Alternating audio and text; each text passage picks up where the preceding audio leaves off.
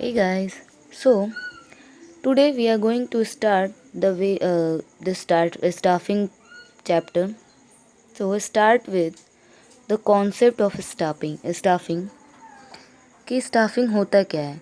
तो अगर इसे सिंपल लैंग्वेज में समझें तो staffing means staffing the function of management fulfill this requirement of find the right people for the right job कि वो एक right job के लिए सही सही जॉब के लिए एक सही बंदे को ढूंढना, दैट इज स्टाफिंग अगर एक नॉर्मल लैंग्वेज में कहा जाए तो. Now so here is the meaning. Staffing is putting people to job. It begins with workforce planning, includes different other functions like recruitment, selection, training, development, promotion, compensation and performance appraisal of workforce. Means कि सिर्फ staffing में हाँ होता तो है कि एक सही बंदे को सही जॉब पे लाना, लेकिन अब उस सही बंदे को ढूंढना प्लस और वो सही जॉब क्या होना चाहिए, वो राइट जॉब क्या होनी चाहिए, उस चीज़ को भी ढूंढना कि हमारे ऑर्गेनाइजेशन में किस जॉब को कितने बंदे की ज़रूरत है, कितने क्वालिफाइड मीन्स कि उस जॉब के लिए कितने क्वालिफाइड स्टाफ चाहिए वो सही और कहाँ कहाँ से चाहिए, ये सारी चीज़ों के बारे में ये सब कुछ हमारे स्टाफिंग में ही आता है. It is generic function of management. So staffing is that part of the process of management which is concerned with the obtaining, utilizing and maintaining a satisfactory and satisfied workforce. इसे और detail में पढ़ेंगे कि क्या क्या होता है, किस तरीके से ये होता है. So staffing has been described as a managerial function of filling and keeping filled the position कि जो पोजीशन आपके ऑर्गेनाइजेशन में खाली है उसे भरना, उसे लोगों के द्वारा न्यू लोगों के द्वारा न्यू स्टाफ्स के द्वारा उसे फिल करना. तो अब कैसे फिल करेंगे, तो सबसे पहला होता है कि आइडेंटिफाई रिक्वायरमेंट ऑफ वर्कफोर्स कि ये आइडेंटिफाई करना है कि मेरे ऑर्गेनाइजेशन में कितने लोगों की ज़रूरत है. तभी तो हम लोग ये सोचेंगे कि मुझे मेरे ऑर्गेनाइजेशन में 10 लोगों की ज़रूरत है या 20 या फिर 50 या फिर 2, इस तरीके से. तो पहले वर्कफोर्स को आइडेंटिफाई करना कि कितने लोगों की रिक्वायरमेंट है. Now followed by recruitment, selection, placement, promotion, appraisal and development of personal. ये सारे स्टेप्स हैं जिसके थ्रू हम लोग स्टाफिंग को कंप्लीट करते हैं.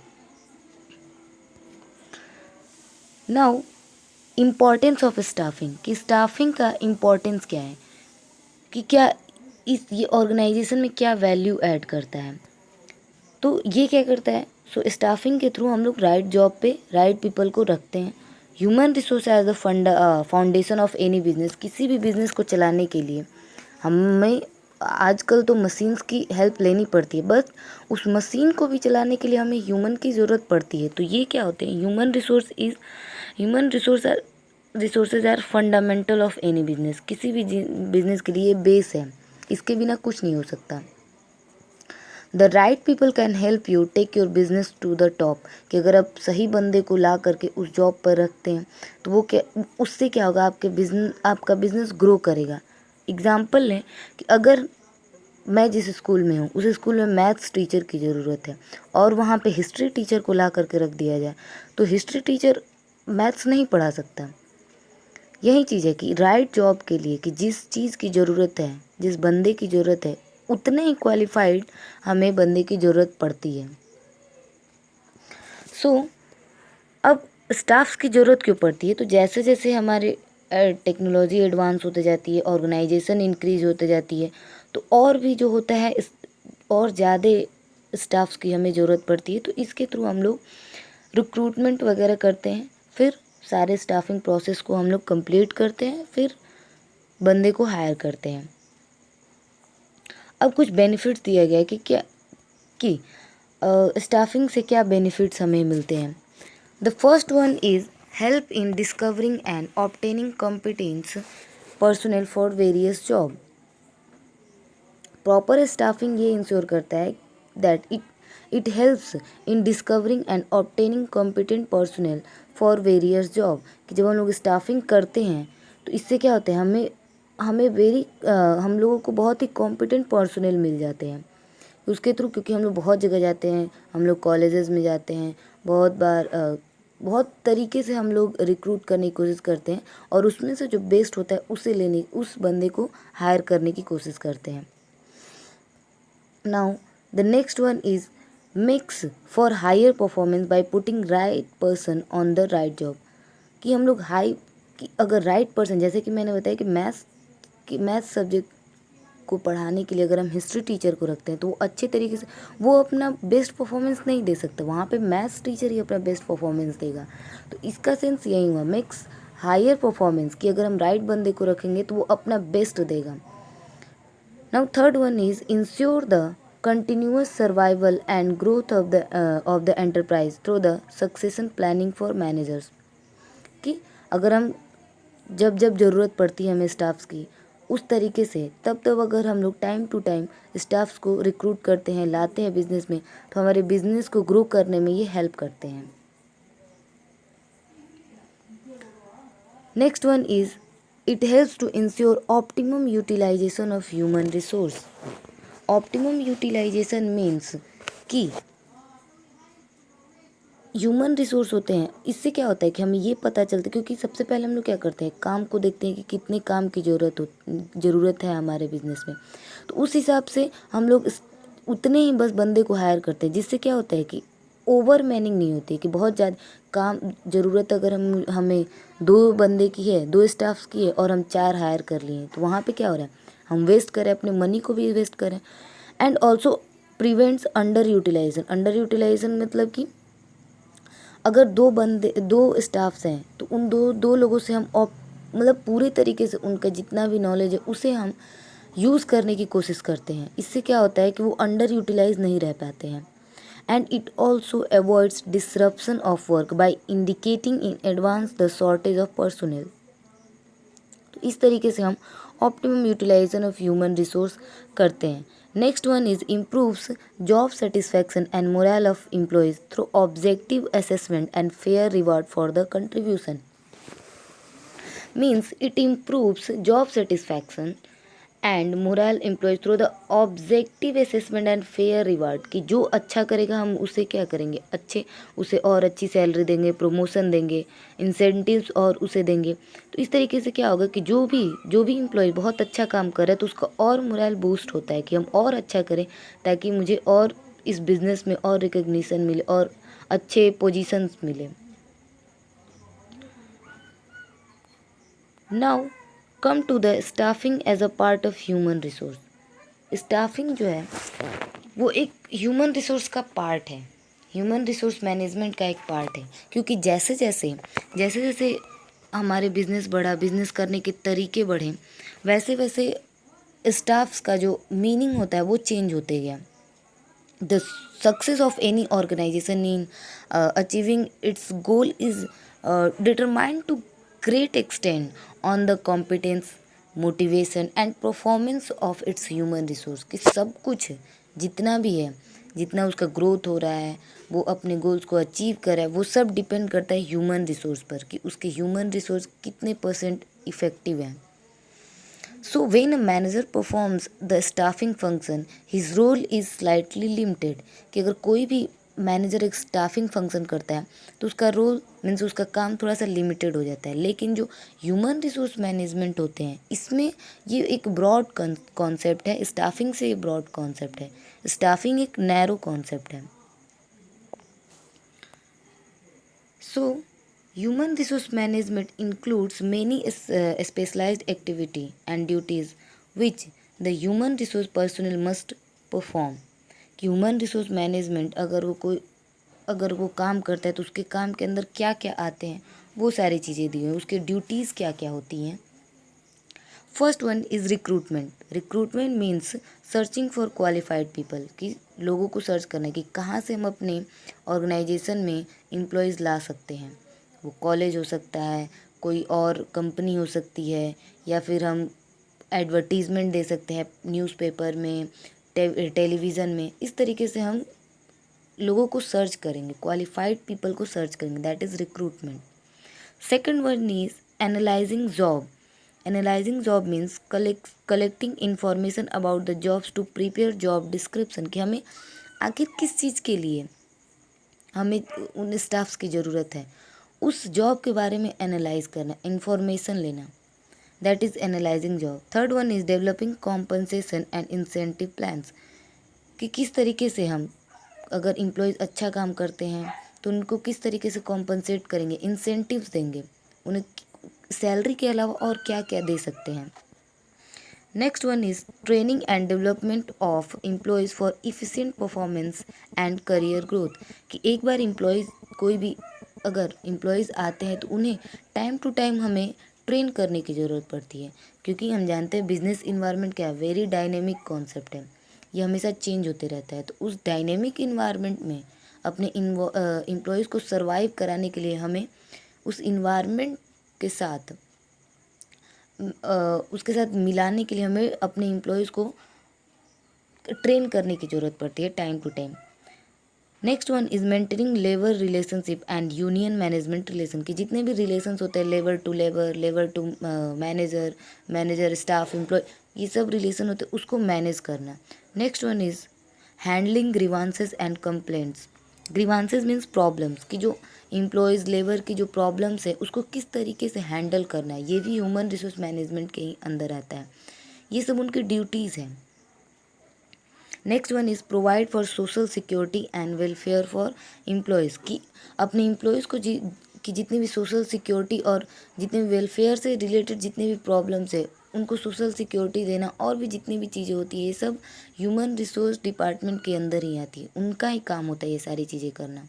Next one is defending the companies in law suit and avoiding legal complications, कि जितने भी, अगर बाई चांस कंपनी किसी भी कारण से अगर किसी इलीगल चीज़ में ये आ जाती है, या फिर उसे किसी भी कारण से कोर्ट का चक्कर लगाना पड़ जाए, तो वो सारी प्रॉब्लम्स जो होती हैं कंपनी की, वो ह्यूमन रिसोर्स मैनेजमेंट ही उससे डील करती है। Now come to the evolution of human resource management, कि किस तरीके से ह्यूमन रिसोर्स मैनेजमेंट इवॉल्व हुआ, कैसे टाइम टू टाइम उसका जो जॉब है और उसके जो रूल्स हैं वो चेंज हुए। तो ये that human resource has replaced the traditional concept of labor welfare and personal management. Human resource management in its present form has evolved from number of significant interrelated development, कि बहुत सारे उसमें development हुए, direct एकदम starting यहाँ से means कि एक 0 पॉइंट से 100 पॉइंट तक पहुँचते उसे बहुत बार उसे डेवलप किया गया, उसके अंदर बहुत सारे चेंजेस किए गए। With the human resource approach recognizes human factor as the most important instrument for success in organization, कि जैसे जैसे ऑर्गेनाइजेशन, जैसे जैसे लोगों ने बिजनेस करना शुरू किया तो वो धीरे धीरे ये समझे कि जो सबसे इम्पॉर्टेंट होता है, जो सबसे इम्पॉर्टेंट और क्रूशियल एस्पेक्ट है हमारे लिए, दैट इज़ ह्यूमन रिसोर्स। उन्हें हमें, अगर वो हमारा बहुत ही स्ट्रॉन्ग है, मजबूत है, क्रिएटिव है, तो हमारे ऑर्गेनाइजेशन को ग्रो करने से कोई नहीं रोक सकता। तो जैसे जैसे इसकी इम्पोर्टेंस लोगों को समझ में आने लगी, वैसे वैसे ये इवॉल्व होते गए, इसमें और इसको रोल्स, इसके और ड्यूटीज़ को बढ़ाया गया, इसके अंदर और सारी चीज़ों को इंक्लूड किया गया।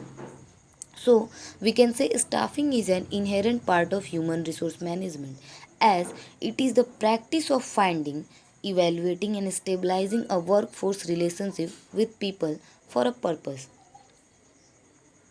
So, it is important to understand that staffing is both a function of management. ये एक staffing, ये मैनेजमेंट का एक फंक्शन भी है जिसे हम लोगों ने फर्स्ट चैप्टर में ही पढ़ा था, that it is a function of management, just like planning, organizing, directing and controlling, but as well as a distinct functional area, एक distinct functional area है, जिस तरीके से कि हम लोग, जैसे कि अभी हम लोग ह्यूमन रिसोर्स मैनेजमेंट के बारे में बात कर रहे हैं। So staffing refer to both a line as well as a staff activity. Now come to the staffing process. So staffing process start when we understand that there is a need of there is a requirement of staffs in our organization. So, starts from understanding the manpower requirement within the organization and identify the potential source from where it can be met. तो staffing person function वहीं से start हो जाता है जब हम लोग ये सोचने लगते हैं कि हाँ हमारे ऑर्गेनाइजेशन में स्टाफ्स की ज़रूरत है और किस मीन्स किस जॉब के लिए चाहिए, किस पोजीशन के लिए चाहिए, ये सारी चीज़ें हमारी स्टाफिंग प्रोसेस के अंदर आती हैं। तो एक एक करके आप समझते हैं स्टाफिंग प्रोसेस का। The very first process that is estimating man power requirement. जैसे कि मैंने पहले बताया कि हमें जॉब की ज़रूरत तो पड़ती है, लेकिन पहले तो ये हमें देखना पड़ेगा कि हमें कितने लोग, कितने स्टाफ्स की ज़रूरत है। Staffing function in the management process is the timely fulfillment of the manpower requirement within an organization, and it may be arise in case of starting a new business। एक नया कोई बिजनेस अगर हम लोग खोलना चाहते हैं तो उस टाइम पे तो स्टाफ की ज़रूरत डेफिनेटली पड़ेगी, या फिर अगर हमारा बिजनेस ग्रो कर रहा है तो उस टाइम पे हमें स्टाफ की ज़रूरत पड़ेगी, या फिर कोई हमारे स्टाफ्स क्विट कर रहे हैं, छोड़ रहे हैं, तो उस टाइम पे हमें स्टाफ्स की ज़रूरत पड़ती है। तो ये हमें समझना कि हमें कितने लोगों की ज़रूरत, कितने मैन पावर की ज़रूरत होती है। That is very first function of staffing. Estimating man power requirement means how many person are needed for of what type, कि कितने लोगों की ज़रूरत है और किस तरह के लोगों की ज़रूरत है। Educational qualified, skills. Now come to the recruitment. So, what is recruitment? Recruitment refers to the process of finding candidates for a job or a function. It has been defined as the process of searching for prospective employees and stimulate them to apply for jobs in an organization. Means recruitment involves कि लोगों को search करना कि कहाँ से हमें वो लोग मिलेंगे, एंड उन्हें स्टिमुलेट करना ताकि वो हमारे जॉब के लिए अप्लाई करें। That is recruitment.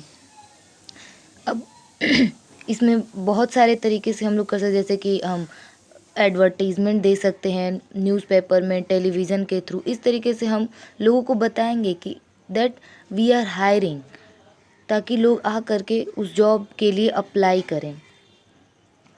Now come to the source of recruitment, कि सोर्स क्या होना चाहिए, हमें कहाँ से रिक्रूट करना चाहिए। हमें एम्प्लॉयज़ को रिक्रूट करना है तो हमें कहाँ से रिक्रूट करना है। The object of recruitment is to attract potential employees with the necessary characteristic और क्वालिफिकेशन, कि हमें पोटेंशियल एम्प्लॉय चाहिए। हमें एम्प्लॉयज़ की ज़रूरत है तो हम किसी को भी उठा के नहीं ला सकते हैं। हमें पोटेंशियल एम्प्लॉय चाहिए, वैसे एम्प्लॉय जो उस काम को कर सकें, जिनके पास वो पोटेंशियल हो, उतनी पोटेंशियल हो उस काम को करने के लिए। So the various activities involve with the process of recruitment, की रिक्रूटमेंट के प्रोसेस में बहुत सारी एक्टिविटीज़ आती है। The first one is identification of the different source of labour supply, कि सबसे पहले क्या आइडेंटिफाई करना है कि हमें कहाँ कहाँ से लेबर्स को लेने हैं, हमें कहाँ से पोटेंशियल लेबर मिल पाएंगे, उसे आइडेंटिफाई करना। Now second is assessment of their validity, कि क्या वो वैल्यूएबल है कि नहीं हमारे जॉब के लिए। Third one is choosing the most suitable source और सोर्सेज, कि अब वो कौन सा सबसे अच्छा सोर्स होगा उसमें से, क्योंकि हमारे पास तो बहुत सारे ऑप्शन हो जाते हैं कि हम कॉलेज से लें या फिर किसी और कंपनी से। इस तरीके से हमारे पास बहुत सारे ऑप्शन रहते हैं, तो फिर उसमें से एक बेस्ट, जो उसमें बेस्ट होता है वो हमें सेलेक्ट करना होता है, चूज़ करना होता है। Now the last one is inviting application from the perspective candidate for vacancy, कि उन्हें इनवाइट करना, उन एप्लीकेशंस को इनवाइट करना। Now here is some pie chart that applicants directly go to the organization, or again it goes to the recruitment, next selection and training personnel. So there are two sorts of recruitment. The first one is internal source and second was is external source. तो internal source की अगर बात करें तो internal source की मतलब कि हम लोग कहीं बाहर से एम्प्लॉयज़ को नहीं ला रहे हैं, हम इन अपने ऑर्गेनाइजेशन के अंदर से ही एम्प्लॉयज़ को ढूंढ रहे हैं, पोटेंशियल एम्प्लॉयज़ को ढूंढ रहे हैं। That is internal source of recruitment, means inviting candidates from within the organisation. So अब इसमें दो टाइप के होते हैं कि अगर हम इंटरनल सोर्सेज को डिवाइड करें तो ये दो पार्ट्स में डिवाइड होते हैं। First one is transfer and second one is promotion. So what is transfer? Transfer involves shifting an employees from one job to another job or one department to another department. That is transfer. कि जैसे कि बहुत बार होता है कि किसी जैसे school में ही अगर हम लोग ले तो एक टीचर को, जैसे अगर हम एग्जांपल ले तो केंद्रीय विद्यालय जो होते हैं वहाँ के एक टीचर को सपोज दिल्ली ब्रांच से उसे मुंबई ब्रांच भेज दिया गया, वहाँ पे भी जा करके वो सेम चीज़ ही पढ़ाएंगे। तो क्या हुआ, ये ट्रांसफ़र हुआ सिर्फ, मीन्स कि एक जगह से उन्हें दूसरी जगह शिफ्ट कर दिया गया। सो it is practically a horizontal movement. Horizontal movement means कि एक ही दोनों लेवल सेम ही रहेगा, बस उनकी प्लेसेस चेंज हो जाती हैं, काम करने की जो प्लेसेस होती हैं उनकी ड्यूटीज़ वगैरह थोड़ी बहुत रिस्पॉन्सिबिलिटीज़ वगैरह चेंज होती हैं। That's why it is called horizontal movement. Now so अब इसके क्या क्या मीन्स इससे क्या क्या फ़ायदे होते हैं। It may lead to change in duties and responsibility. उसकी उस एम्प्लॉयज़ की ड्यूटीज़ और रिस्पॉन्सिबिलिटी चेंज हो सकती है। और job transfer can also be use for training of employees, learning different jobs. कि जैसे बहुत बार ट्रेनिंग वगैरह अगर हमें देने हो तो कुछ एम्प्लॉयज़ को अगर हम भेज दिए तो फिर उस जगह को फिल करने के लिए हमने कुछ टेम्पररी कुछ समय के लिए बस दूसरे एम्प्लॉयज़ को दूसरे ब्रांच से ला करके यहाँ पे शिफ्ट कर दिया है। तो ऐसे भी हो सकता है। ये भी हो सकता है कि job transfer also helpful in avoiding termination now and in removing individual problem and grievances. So that is transfer. Come to the promotion. So promotion means business enterprise generally follow the practice of filling higher jobs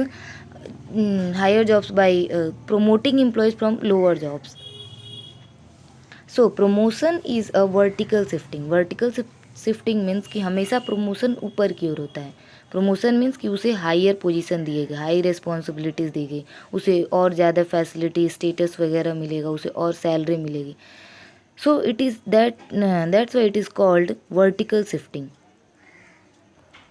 and this practice helps to improve the motivation, loyalty and satisfaction level of employees. Now come to the merit of internal source कि internal source के क्या क्या merit हो सकते हैं। तो एक एक करके अगर हम लोग देखें तो first one is employees are motivated. कि जैसे कि अगर हम एम्प्लॉयज़ को अगर we can say that a promotion at higher level at the lower level in our organization, this motivates the employees to improve their performance. कि उसे motivate करता है कि हम और अच्छा करें ताकि हमें और अच्छा क्या कहते हैं पोजीशन मिल सके।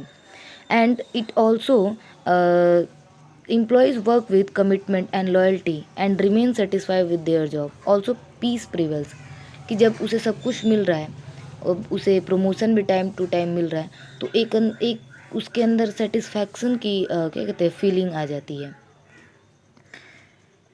Second one is internal recruitment also simplifies the process of selection. We can also say that it is economical क्योंकि अगर हमें बस ट्रांसफ़र करना हो या फिर प्रमोशन देना हो तो वहाँ पे हमें अब एम्प्लॉयज़ को ढूंढने में पैसा खर्च करना, उन्हें और अलग से ट्रेन करने की जो ज़रूरत पड़ती है उसके पैसे बच जाते हैं। That's why it is called economical. Filling the jobs, we can also say that filling of job internally is cheaper as compared to getting candidates from external sources. Third one is transfer is a tool of training the employees to prepare them for higher job. Also prepare recruit from within the organization do not need induction training, कि उसे अगर हम लोग उसे promote करते हैं तो हमें ज़रूरत नहीं कि उसका जो प्लेसमेंट ओरिएंटेशन वगैरह हमें कराने की ज़रूरत पड़े, वो सारी चीज़ें उन सब का भी टाइम बच जाता है. Transfer has the benefit of shifting workforce from the surplus department to those where there is shortage. We can also say that कि हमें अलग से लाने की ज़रूरत नहीं होती है एम्प्लॉयज़ को. जैसे कि सपोज़ एक डिपार्टमेंट में बहुत ज़्यादा एम्प्लॉयज़ हैं और एक डिपार्टमेंट अगर शॉर्टेज हो रही है तो हम बस उस एक डिपार्टमेंट से उठा करके दूसरे डिपार्टमेंट में उसे डाल देंगे. Means we can also say that adjustment of surplus staffs. तो इस तरीके से क्या होता है कि वहाँ पे हमें बहुत सारा टाइम और हमारा कॉस्ट भी बच जाता है. Next one is feeling of job internally is cheaper. जैसे कि हम लोग पहले ही पढ़ा कि इकोनॉमिकल होता है, चीपर होता है. Now come to the limitations of the internal source, कि there is also limitations. First one is the scope of induction of fresh talent is reduce, कि जो पहले से हमारे पढ़े हुए हैं एम्प्लॉयज़ वहीं हमारा काम करेंगे. तो जो फ्रेश, एक तरीके से कहो कि एक जो फ्रेश टैलेंट आते हैं वो कुछ अलग तरीके का टैलेंट स्किल लेकर के आते हैं, तो वो हमारे ऑर्गेनाइजेशन को नहीं मिल पाएगा. We can also say that employees में बिकम लेथार्जिक, वो आलसी हो जाएंगे क्योंकि उन्हें पता है कि हाँ मुझे टाइम टू टाइम प्रमोशन मिल ही जा रहा है तो मुझे एक्स्ट्रा एफर्ट्स लगाने की कोई ज़रूरत ही नहीं होगी. तो ये ऑर्गेनाइजेशन के लिए बहुत ही हार्मफुल हो सकता है.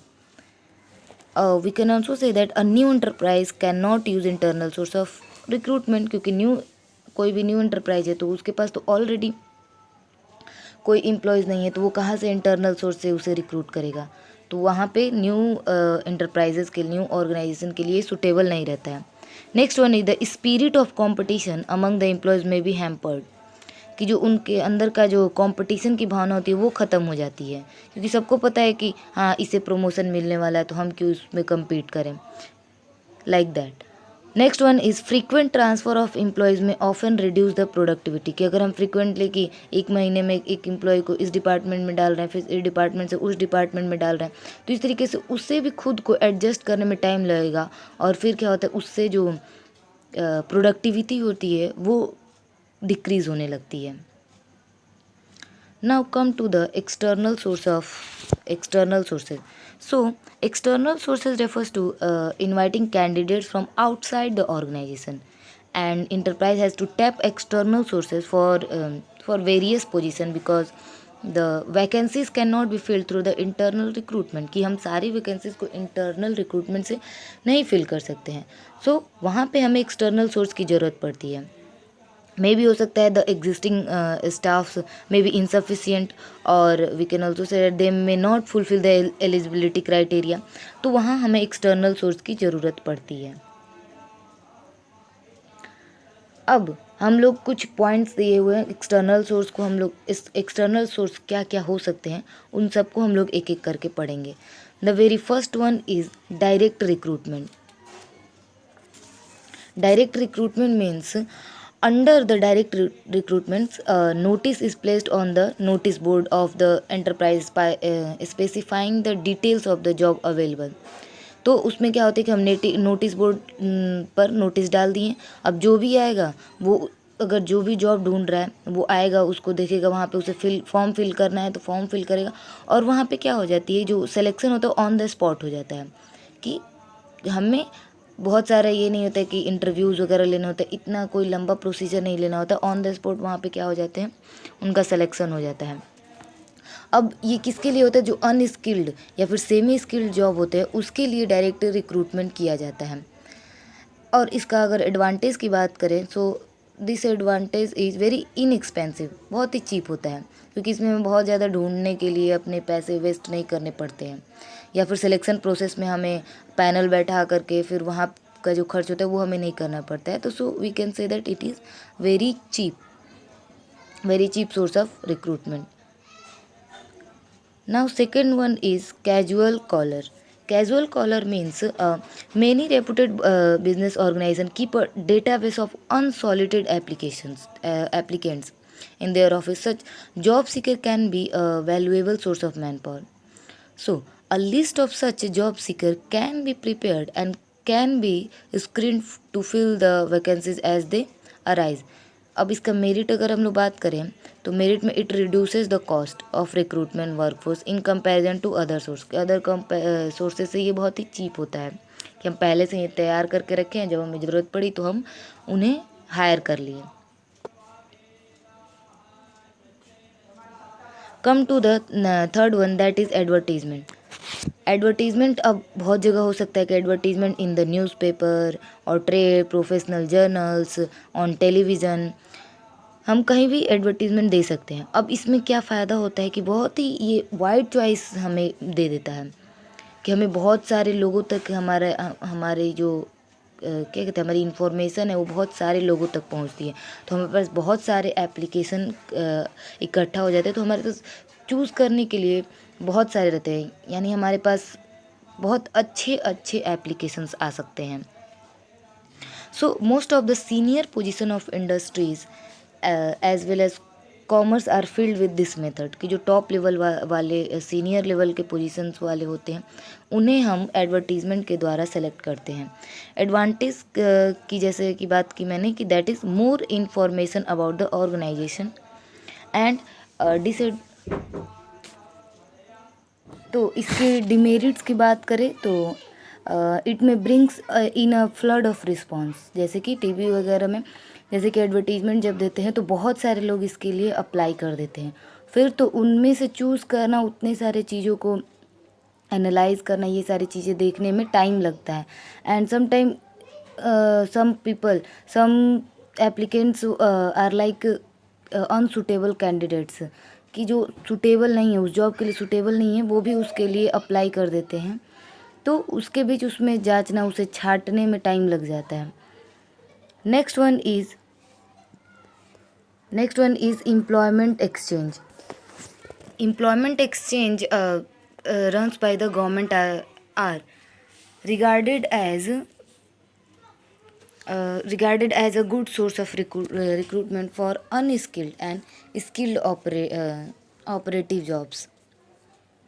So here the government serving as a link between job seeker and employers, and they are suitable for, as we said, unskilled and skilled job operatives. तो इसके लिए क्या होता है कि जैसे कि गवर्नमेंट जो है वो पहले से ही पूरी लिस्ट रखती है स्किल्ड और नॉन स्किल्ड अनस्किल्ड जॉब के लिए, और जब उसे ऑर्गेनाइजेशन, किसी भी ऑर्गेनाइजेशन को अगर ज़रूरत पड़ती है तो वो गवर्नमेंट से ले सकती है। तो इसका डिसएडवांटेज अगर देखें तो the record of employment exchange are often not up to date, कि अप टू डेट नहीं रहता है जितना चाहिए, और किसी ऑर्गेनाइजेशन को जितनी अपडेट चाहिए, जितने करंट या फिर जो चीज़ें उसे चाहिए, जो स्किल उसे चाहिए, वो नहीं मिल पाती है। And many of candidate referred by them may not found suitable, कि वो सूटेबल नहीं रहते हैं इसके हिसाब से, तो ये इसकी डिमेरिट आ जाती है। Next one is placement agencies and management consultant, कि प्लेसमेंट एजेंसी, जैसे कि प्लेसमेंट एजेंसीज क्या होता है, compile biodata of a large number of candidates and recommend suitable names to their client, कि वो बहुत सारे लार्ज अमाउंट में वो कैंडिडेट्स का पूरा डेटा वगैरह रखती है, और जिसे भी और जिस ऑर्गेनाइजेशन वगैरह को भी ज़रूरत हो तो वो एक सूटेबल उसमें से चूज़ करके कुछ नेम वगैरह वो दे देती है। So they are useful and where extensive screening is required, and also we can say they can entice the needed of top executive from their company, and placement agency charges fee for their service, कि वो जो service देती है उसके लिए वो फ़ी charge करती है। Now management consultancy firms help organization to recruit technical, professional and managerial personnels, and they specialize in middle level and top level executive placements.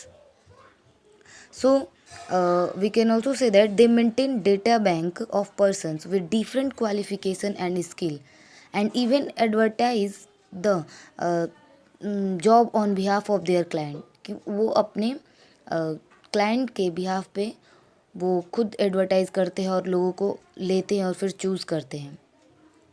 तो इसमें आपका जनरली मिडिल लेवल और टॉप लेवल के लोगों के लिए ये किया जाता है।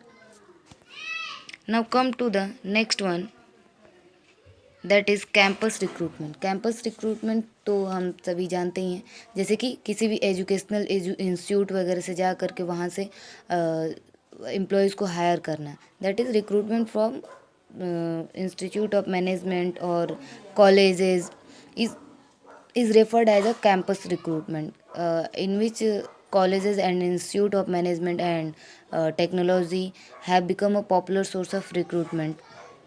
So many big organizations maintain a close link with the universities, vocational schools, management institute to recruit qualified personnel for their various job, कि वो पहले से अपनी लिंक बना के रखे रहते हैं और जब उन्हें ज़रूरत होती है तो वो, जैसे कि हम भी देखते हैं कि हर साल हम कॉलेजेस में कंपनीज आती है और कुछ स्टूडेंट्स को वो हायर करके ले जाती है, तो that is campus recruitment. Next one is recommendation of employees. Recommendation of employees means कि जैसे कि पहले से कोई अगर हमारे ऑर्गेनाइजेशन में एम्प्लॉय काम कर रहा है तो उसके वो किसी और एम्प्लॉयज़ को ला रहा है, तो वो होता है दैट रिकमेंडेशन ऑफ एम्प्लॉयज़, कि वो अपने फ्रेंड या किसी रिलेटिव को ले करके आ रहा है, जो कि वो उसके बैकग्राउंड को बहुत अच्छे तरीके से जानता हो, वो जानता है कि वो इस ऑर्गेनाइजेशन में काम कर पाएगा कि नहीं कर पाएगा, तो that is recommendation of employees.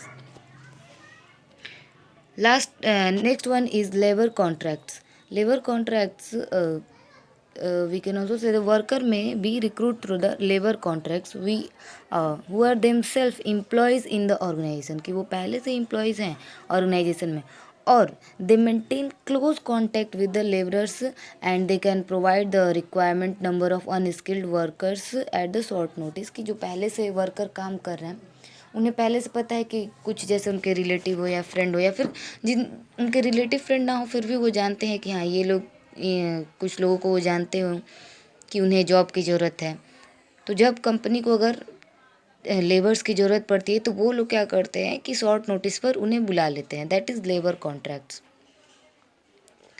Next one is advertisement on television, की जैसे कि हम ऐड वगैरह दे दिए टेलीविज़न में तो उसके द्वारा क्या होता है कि हम रिक्रूट लोग जिसको ज़रूरत होती है वो उस फॉर्म को अप्लाई करते हैं, फिर उनका सिलेक्शन होता है। Next one is web publishing. Web publishing means, so we know that internet is becoming a common source of recruitment these days. So there are various websites just like naukri.com, jobstreet, internsala, so specifically designed and dedicated for the purpose of providing information about both job seekers and job provider। तो इस website पे जिनको job चाहिए वो भी available रहते हैं और जिन्हें जॉब देना है वो भी अवेलेबल रहते हैं, और फिर वो दोनों बस इस वेबसाइट की मदद से अपना रिक्रूटमेंट वगैरह सिलेक्शन प्रोसेस वगैरह जो रहता है वो कर लेते हैं। सो these are the external source of recruitment. Now come to the merits of external source, कि एक्सटर्नल सोर्स के क्या मेरिट्स हो सकते हैं। So the very first one is qualified personal, कि हमें क्या होता है बहुत ही क्वालिफाइड पर्सनल मिलते हैं, जो एम्प्लॉयज़ होते हैं वो क्वालिफाइड मिलते हैं क्योंकि हम उन्हें प्रॉपर सेलेक्ट करते हैं, उनके पूरे नॉलेज को देख कर उनके पर्सनालिटी को देख करके हमें चूज़ करना होता है, तो हमें क्वालिफाइड पर्सनल मिलते हैं। Next one is wide choice. Wide choice जैसे कि मैंने बताया कि बहुत सारे एप्लीकेशंस आते हैं तो हमारे पास बहुत सारे ऑप्शन रहते हैं कि उनमें से बेस्ट को चूज़ करना, so that is wider choice.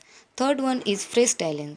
Fresh talent means कि सम टाइम हो सकता है कि हमारे ऑर्गेनाइजेशन में जो लोग हैं वो अप टू डेट नहीं हैं, उन्हें वो चीज़ें नहीं करना है जो कि एक न्यू कॉलेज स्टूडेंट जो है वो जानता हो। तो इस तरीके से क्या होता है कि जब हम एक्सटर्नल सोर्स से हायर करते हैं तो वहाँ पे हमें फ्रेश टैलेंट मिलता है। हो सकता है कि जो एम्प्लॉयज़ हम ला रहे हैं उसके अंदर और कुछ नया टैलेंट हो, तो ये सारी चीज़ें जो होती है वो बिजनेस ऑर्गेनाइजेशन को बहुत फ़ायदा देती हैं। Last one is competitive spirit. Competitive spirit means if a company taps external source, the existing staff will have to compete with the outsider, कि वो उसे क्या होता है जो एक पहले से ही मौजूद है जो एम्प्लॉयज़, उन्हें क्या होता है कि जो न्यू एम्प्लॉयज़ हैं उनके साथ कॉम्पीट करना होता है, तो वो क्या करते हैं जो पुराने स्टाफ से, वो भी अपने आप को बेटर करने की कोशिश करते हैं ताकि वो न्यू के साथ अपने आप को मैच करा सके, compete करा सके। Now come to the limitations of external source.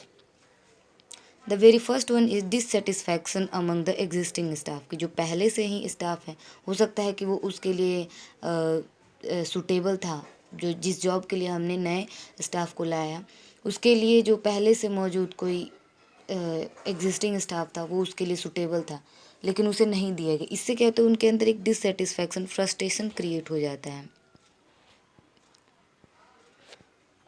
Second one is lengthy process. जैसे कि मैंने बताया कि बहुत ही लेंदी प्रोसेस होता है कि पहले अपने वर्कफोर्स एनालाइज करो, वर्कलोड एनालाइज करो, फिर लोगों तक पहुंचाओ कि हाँ हमें ज़रूरत है एम्प्लॉयज़ की, फिर उनको सेलेक्ट करो, फिर उनका इंटरव्यू लो। तो बहुत ही लेंदी प्रोसेस है, बहुत ही ज़्यादा टाइम लग जाता है।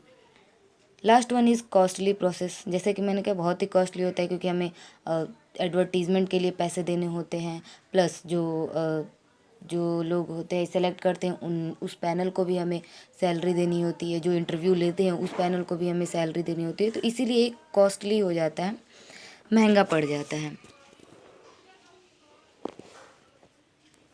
So now come to the selection. So what is selection? तो selection is the process of identifying and choosing the best person out of a number of prospective candidates for a job. कि जितने भी candidates ने उसके लिए form apply किया है, job के लिए अप्लाई किया है, उसमें से आइडेंटिफाई करना और चूज़ करना उस बेस्ट पर्सन को जो हमारे ऑर्गेनाइजेशन के लिए सूटेबल हो, बेस्ट है, उसे चूज़ करना है। That is selection. So here we have to take a series of employment tests and interviews. We can also say it as a negative process because the candidates are required to take a series of employment tests. So at every stage, many are eliminated, a few move to the next stage until the right type is found. So यहाँ पे elimination होता है, इसीलिए इसे एक negative process भी कहा जाता है. Now come to the process of selection. कि सिलेक्शन में हमें किस किस प्रोसेस को करना ज़रूरी होता है. The very first one is preliminary screening. Preliminary screening means, जैसे कि अगर एग्ज़ाम्पल लें तो बहुत बार होता है कि हमने क्या किया है कि एक ऑर्गेनाइजेशन का एग्ज़ाम्पल लेते हैं कि ABC कोई ऑर्गेनाइजेशन है. वो क्या करती है कि उसे अपने ऑर्गेनाइजेशन के लिए एम्प्लॉयज़ चाहिए. उसने कुछ कुछ उसमें ये कर दिया कि हाँ उसमें ग्रेजुएट होना चाहिए, इंग्लिश इज़ कंपलसरी, इस तरीके का बहुत सारी चीज़ें वो उसमें लिख देती है. अब बहुत सारे ऐसे कैंडिडेट्स होंगे जो कि ग्रेजुएट नहीं होंगे, हो सकता है कि सिर्फ वो 12th पास होंगे. तो उस तरीके के भी कैंडिडेट्स ने क्या किया, उस जॉब के लिए अप्लाई कर दिया. तो अब जो प्रिलिमिनरी स्क्रीनिंग होता है, यहाँ पे हम लोग ये करते हैं कि जो इन्फॉर्मेशन हमने सप्लाई किया था, जो हमने इन्फॉर्मेशन दिया था, उस इन्फॉर्मेशन के बेसिस पर जो भी अगर उसमें से निकलने वाला, जैसे कि अब वो जो 12th पास आउट जो स्टूडेंट या कैंडिडेट है, उसे हम लोग क्या करेंगे, वहाँ से एलिमिनेट करेंगे. So on the basis of the qualification हम जब उनका एलिमिनेशन करते हैं, that is preliminary screening. Second one is selection test. Selection test means employment test is mechanism, either a paper and pencil test or exercise that attempt to measure certain characteristic of individual such as aptitude, intelligence, personality वगैरह. बहुत सारे जो test होते हैं उस test को के द्वारा सिलेक्शन करना. अब जो टेस्ट आते हैं, जितने भी इम्पोर्टेंट टेस्ट हैं, वो किस तरीके से यूज़फुल है और कितने टाइप के होते हैं, उसमें क्या क्या ज़रूरी होता है, ये हम लोग देखेंगे. The very first one is intelligence test. So in this test it is one of the important psychological test. It is a psychological test and used to measure the level of intelligence. We can also say that IQ check करना. तो intelligence test से हम लोग candidate का IQ test करते हैं. और ये it is also indicates that person's learning ability और ability to make decisions, judgement. तो ये सारी चीज़ें हम इंटेलिजेंस टेस्ट के द्वारा चेक करते हैं। Second one is aptitude test. Aptitude test means it is a measure of an individual potential to acquire और लर्न न्यू स्किल्स। कि कोई भी एक एम्प्लॉई है, कैंडिडेट है, वो किस तरीके से न्यू स्किल को सीखता है, उसकी कैपेसिटी को इंडिकेट करता है। It indicates a person's capacity to develop. Third one is personality test. Personality test में क्या होता है कि इसमें पर्सन के इमोशंस, रिएक्शन, उसकी वी कैन से मेच्योरिटी को चेक किया जाता है। Overall the test prove the overall personalities, hence these are difficult to design और इम्प्लीमेंट। कि ओवरऑल आपके मेंटल, फिजिकल, आपके इमोशंस सब कुछ चेक किया जाता है, तो ये थोड़ा सा डिफ़िकल्ट हो जाता है। Next one is trade test. Trade test means this test measure the existing, means कि पहले से उस कैंडिडेट के अंदर कौन कौन से स्किल मौजूद हैं। और we can also say that level of knowledge, proficiency in the area of the professions और टेक्निकल ट्रेनिंग। कि जिस पोजीशन के लिए हम उस कैंडिडेट को हायर कर रहे हैं, क्या उस पोजीशन के बारे में उसे नॉलेज है कि नहीं, या फिर उस जॉब के बारे में उसे नॉलेज है कि नहीं। तो उसके नॉलेज के लेवल को चेक करते हैं ट्रेड टेस्ट के द्वारा। Last one is interest test. Interest test में ये चेक किया जाता है कि कोई कैंडिडेट अगर किसी पोजीशन के लिए अप्लाई किया है, तो क्या उससे उस जॉब में इंटरेस्ट है भी या नहीं। तो उसके इंटरेस्ट को चेक किया जाता है कि उस जॉब को करने में उसको उसका इंटरेस्ट है कि नहीं। ठीक है। Now come to the third step, that is employment interview. So employment interview, interview is a formal in-depth conversation. It is in-depth conversation कि कैंडिडेट अगर सेलेक्ट हो जाता है, इस सारे टेस्ट को पास कर लेता है, तो उसके बाद उसका इंटरव्यू होता है। उसमें हम लोग ये इवेलुएट करने की कोशिश करते हैं the applicant suitability for the job, कि वो सूटेबल है या नहीं उस जॉब के लिए। ये सारी चीज़ें और पूरा डीप में उससे हम लोग उस कैंडिडेट को जांच करने की कोशिश करते हैं। Now next one is reference and background.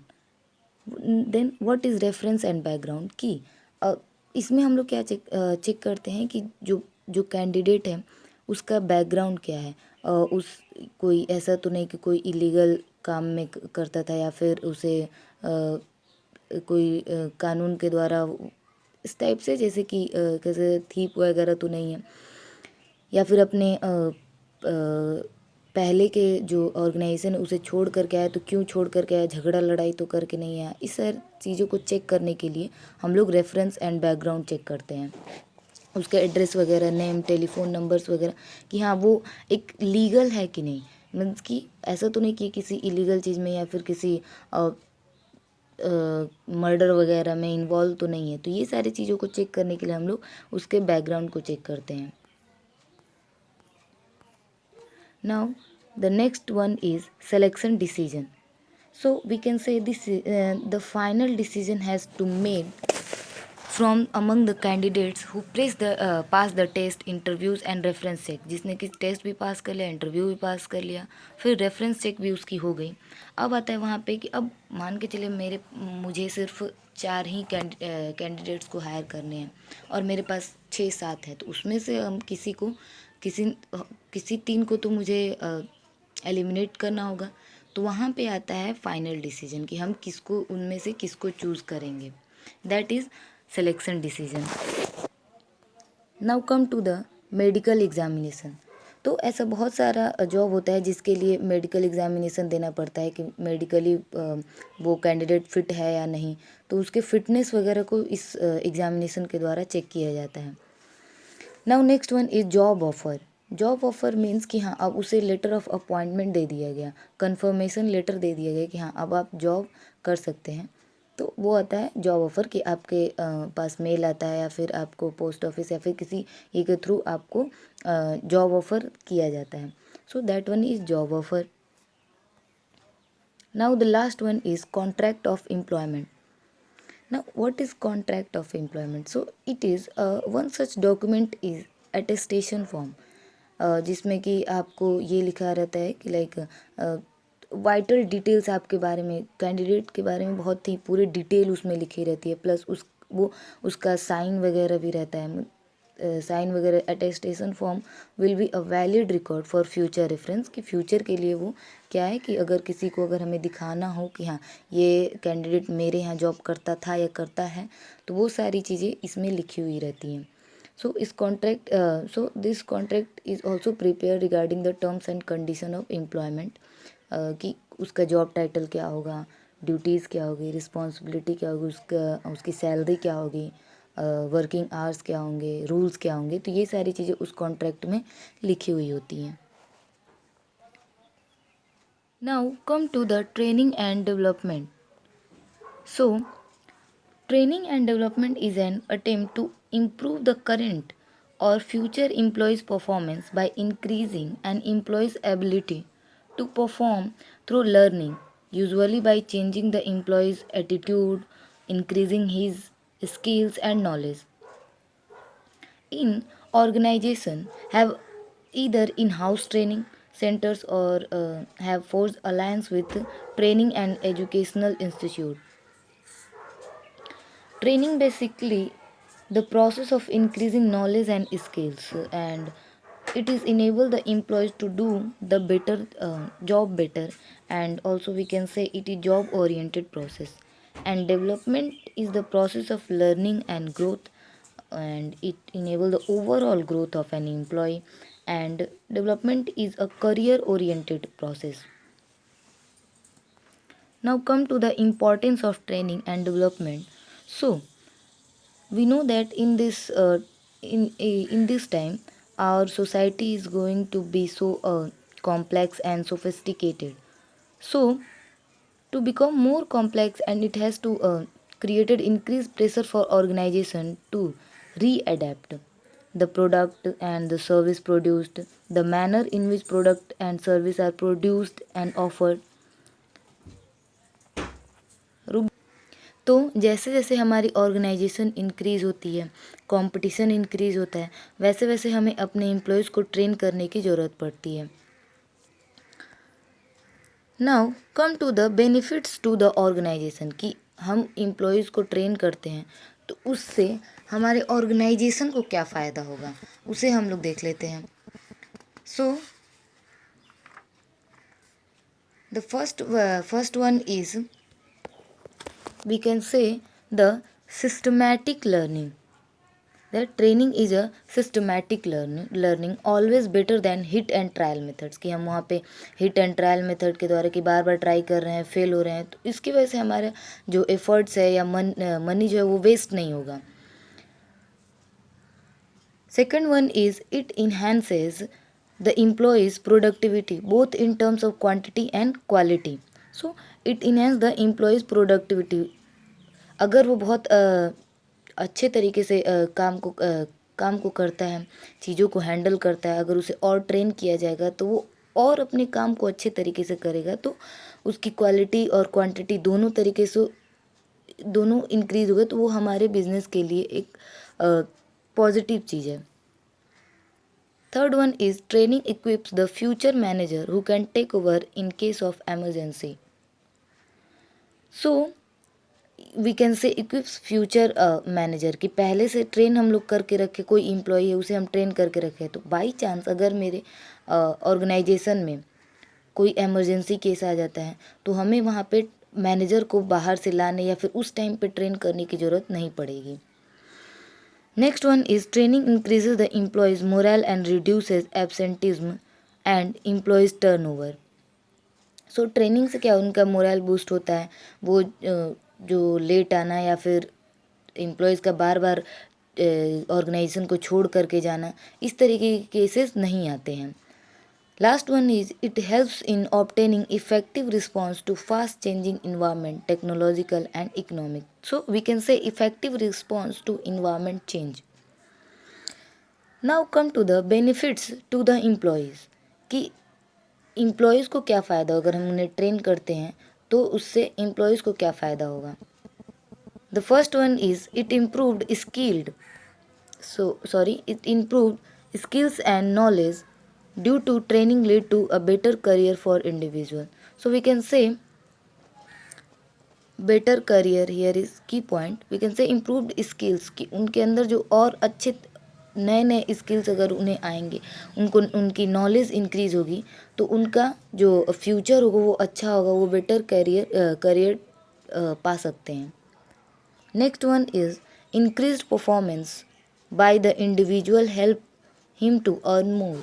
So we can say more earning. तो अगर वो उनके अंदर स्किल्स अच्छे होंगे, नॉलेज उनका बढ़ेगा, तो वो और भी ज़्यादा पैसे अर्न कर सकते हैं.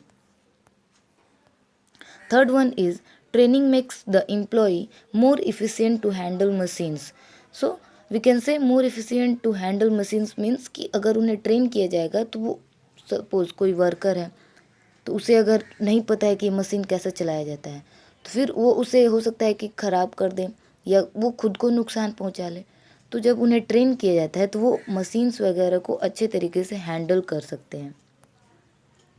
And we can say that increase morale. So training increases the satisfaction and morale of employees. Now come to the training development and education. So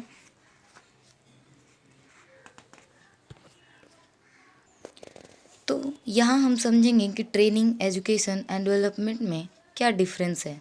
so training is basically the process by which aptitude, skills and ability of employees to perform a specific job आज increase, कि उसके skills, aptitude, ability वगैरह increase होती है. लेकिन वहीं education में क्या होता है, उसकी नॉलेज, अंडरस्टैंडिंग इंक्रीज होती है. किसी भी वो उसे लॉजिकल कैसे सोचें, किसी भी चीज़ को लॉजिकली कैसे सोचना है, वे ये चीज़ें उस नॉलेज से इंक्रीज होती है.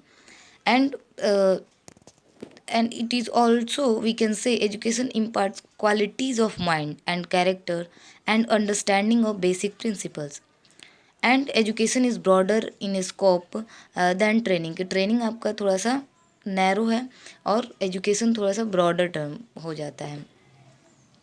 Development refers to the, development में आपका ये आता है कि सिर्फ उसको, आपको अंडरस्टैंडिंग ही नहीं इंक्रीज़ करनी है, उसको ट्रेनिंग की तरह सिर्फ स्किल्स ही उसका इन्हांस नहीं करना है, बल्कि इसमें क्या होता है कि उसकी ओवरऑल पर्सनैलिटी को ग्रो करना, जिससे कि वो उसका माइंड मेच्योर हो सके, फिर वो चीज़ों को और अच्छे तरीके से समझ सके, उसके अंदर प्रोग्रेस हो, फिर वो अपने करियर में बहुत अच्छा कर सके. तो ये आता है आपका डेवलपमेंट में. So here is the difference between training and development. So training is basically the process of increasing knowledge and skills, and development is process of learning and growth. Training enables the employee to do the job better, कि वो जो job कर रहा है उसे वो और अच्छे तरीके से करे, इसके लिए ट्रेनिंग दी जाती है. लेकिन डेवलपमेंट में क्या आता है, ओवरऑल ग्रोथ आता है, कि जो एम्प्लॉई है वो सिर्फ उस जॉब को ही नहीं, वो और भी जो उसकी पर्सनालिटी भी डेवलप हो, इस तरीके से ओवरऑल ग्रोथ हो. So we can say job training is job oriented process, but development is career oriented process. Now come to the training methods, कि ट्रेनिंग किस किस मेथड से, ट्रेनिंग के भी करने के बहुत सारे मेथड्स होते हैं. So the first one we can say on the job training. On the job training, on the job training methods में इसमें आता है on the job training means कि जहाँ पे लर्निंग वाइल डूइंग, कि हम काम करते भी हैं और सीख भी रहे हैं. कि on the job training methods refers to the method that are applied to the work place while the employees is actually working, कि वो काम भी कर रहा है और सीख भी रहा है. और एक आता है आपका ऑफ द जॉब ट्रेनिंग, कि ऑफ द जॉब में क्या होता है कि off the job training methods are used away from the work place, कि हम अभी काम नहीं कर रहे हैं, अभी पहले हम सीखेंगे, उसके बाद जा कर के हम काम करेंगे. So we can also say this learning before doing, कि काम करने से पहले, उस जॉब पर जाने से पहले हम काम को सीख लिए, उसके बाद जा कर के जॉब कर रहे हैं. तो ऑन द जॉब ट्रेनिंग में आपका कुछ टाइप है, जिसमें फर्स्ट वन है apprenticeship programs. So in this method, we can say it is a method of training in which the training is kept under guidance of a master worker, कि एक master जैसे कि कोई अगर उसको पहले से अच्छे तरीके से जॉब करे तो उसके अंडर में उस एम्प्लॉय को रखा जाएगा और वो उस एम्प्लॉय को सिखाएगा, वो जो मास्टर होगा उस एम्प्लॉय को सिखाएगा. So it training programs are design to acquire higher level of skill. तो इसके अंदर में कौन कौन से आते हैं, जैसे कि प्लम्बर हो गया, इलेक्ट्रिशियन हो गया, आयरन वर्कर्स हो गए, मोटर मैकेनिक्स हो गए. तो ये सारे जो जॉब करते हैं उनकी जो ट्रेनिंग होती है वो अप्रेंटिसशिप ट्रेनिंग कहलाती है. Next one is coaching. So we can say that in this method, the superior guides the and instruct the trainee as a coach. कि जो superior होता है कि जैसे कि अगर हम लोग ये करें कि हम लोग जब किसी नए स्कूल में जाते थे तो हमें सीनियर्स टीचर से पहले हमें सीनियर सब कुछ सिखाते थे कि ऐसे करना है वैसे क्या करना है. तो ये सारी चीज़ें वहाँ पे क्या होगी, कोचिंग. कि कोई सीनियर हमारे ही, वो भी क्या है, एम्प्लॉय ही है लेकिन हमसे सीनियर है, तो वो हमें क्या कर रहा है, सजेस्ट कर रहा है, हमें सिखा रहा है to set mutually agree upon goals, to suggest how to achieve these goals, to review periodically training programmes वगैरह, ये सारी चीज़ें सिखाता है. That is coaching. Now come to the internship training.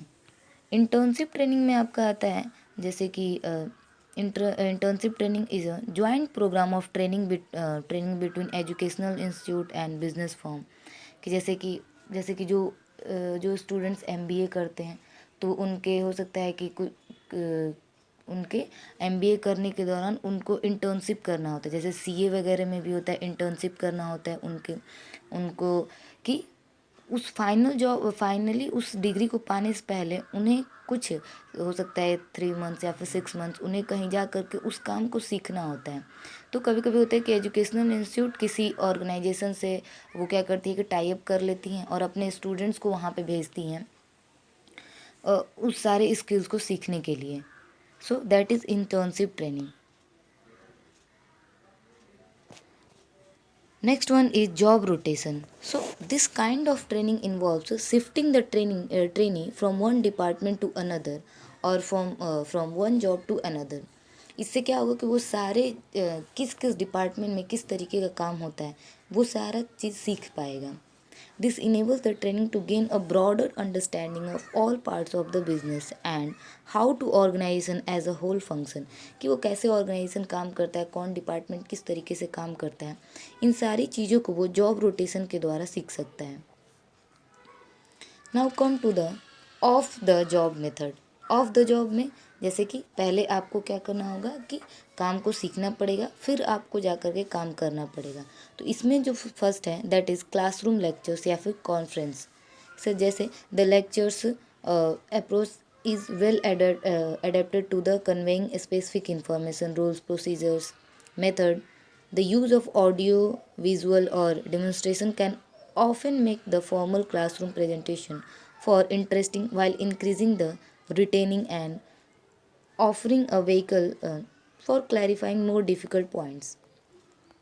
कि हम क्या करें कि अपने एम्प्लॉयज़ को वीडियो कॉन्फ्रेंसिंग के द्वारा उन्हें ट्रेन कर रहे हैं. So that is also of the job training. Next one is film. Film में क्या आता है कि आपका एक तरीके हो जाए कि they can provide information and explicitly demonstrate skill that are not easily represent by the other techniques. कि जैसे कि जिसे बहुत और तरीके से हम उसे सही नहीं कर सकते हैं, जिसमें जैसे कि अगर ऐसा चीज़ है जिसे हम लोग की बातों से हम लोग नहीं समझा सकते हैं तो उसको हम लोग क्या करते हैं, विजुअल दिखा देते हैं, फिल्म बना करके फिल्म की तरह उसे दिखा दिए तो देखने से जो चीज़ें बहुत अच्छे तरीके से समझ में आती है तो उस तरीके से हम अपने एम्प्लॉयज़ को ट्रेन कर सकते हैं. Third one is case study taken from an actual experience of organization. कि एम्प्लॉयज़ को क्या किए कि हम अपने एम्प्लॉय को एक केस स्टडी दे दिए कि जाओ इस तरीके से आपके पास ये सिचुएशन है, आप किस तरीके से हैंडल करेंगे. तो इस तरीके से जब एम्प्लॉयज़ को ट्रेन करते हैं, उनसे सॉल्यूशन मांगते हैं कि अगर ऐसी प्रॉब्लम हो गई तो आपका क्या सॉल्यूशन रहेगा, आप क्या करेंगे। तो ये एक तरीका होता है कि केस स्टडी, मतलब कि आपको एक रियल सिचुएशन दे दी जाती है, उसके बाद आपके क्या कहते हैं रिस्पॉन्स को चेक किया जाता है। Next one is computer modelling.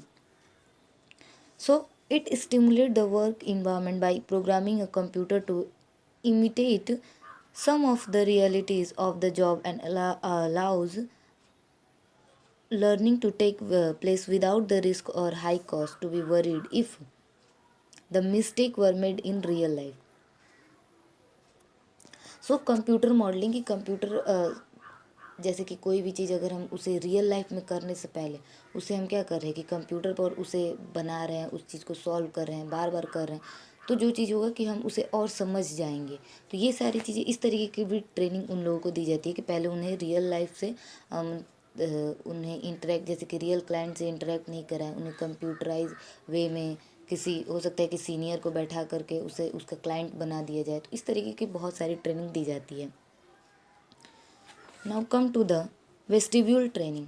So vestibule training, we can say the training is given with the help of similar equipment and machines. So actual work environment are created in classroom, जैसे कि अगर देखा है कि army वगैरह movie वगैरह में हम लोग देखते हैं कि जब आर्मी वगैरह को कहीं पे भी क्या कहते हैं किसी चीज़ को चेक करना है तो वो ऐसे मिट्टी का वो बना लेते हैं कि यहाँ पे माउंटेन्स है, यहाँ पे रिवर जा रही हैं, मीन्स कि वो जो इक्विपमेंट होते हैं उनका एक पूरा एक्चुअल वहाँ पे वहाँ पे वैसे नहीं कर सकते हैं, जैसे कि एक हम लोग आर्टिफिशियल क्या करते हैं, एक एक्चुअल वर्क इन्वायरमेंट क्रिएट करने की कोशिश करते हैं और उस तरीके से हम लोग क्या करते हैं अपने एम्प्लॉयज़ को ट्रेन करने की कोशिश करते हैं। So it is used where the employees are, इसे वहाँ पे यूज़ किया जाता है जहाँ पे बहुत ही सोफिस्टिकेटेड या फिर हाईटेक मशीनरी को यूज़ करना हो एम्प्लॉयज़ के द्वारा, तो वहाँ पे हम लोग वेस्टिब्यूल ट्रेनिंग को यूज़ करते हैं। Next one is programmed instructions. This method incorporates a prearranged and proposed acquisition of some specific skills or general knowledge. Information is broken into meaningful units and these units are arranged in proper way to form a logical and sequential learning package. For example, uh, from simple to complex, the training goes through these units by answering question और filling the blanks. कि programmed instruction की हमने उनको क्या किया कि कुछ pen paper पे या फिर ऐसे होता है कि उनके फ़ोन पर कुछ हमने लिंक सेंड कर दिया इस तरीके का, और उनको क्या करना होता है उस क्वेश्चन का हमें आंसर देना होता है कि उन्होंने क्या क्या सीखा उसके बारे में। से हम पूरे 1 ईयर में क्या पढ़ते हैं तो उसका हम लोग जैसे एग्ज़ाम दे करके अपने नॉलेज को बताते हैं कि हाँ हम इतना सीखे हैं। तो उस तरीके का भी प्रोग्राम्ड इंस्ट्रक्शंस वगैरह के बारे में जब अगर चेक करना होता है तो उसे इस तरीके से चेक किया जाता है कि उनसे जनरली हम फीडबैक एक तरीके से कह सकते हैं कि ले रहे हैं, नहीं फीडबैक नहीं कहेंगे, उनके नॉलेज को चेक कर रहे हैं।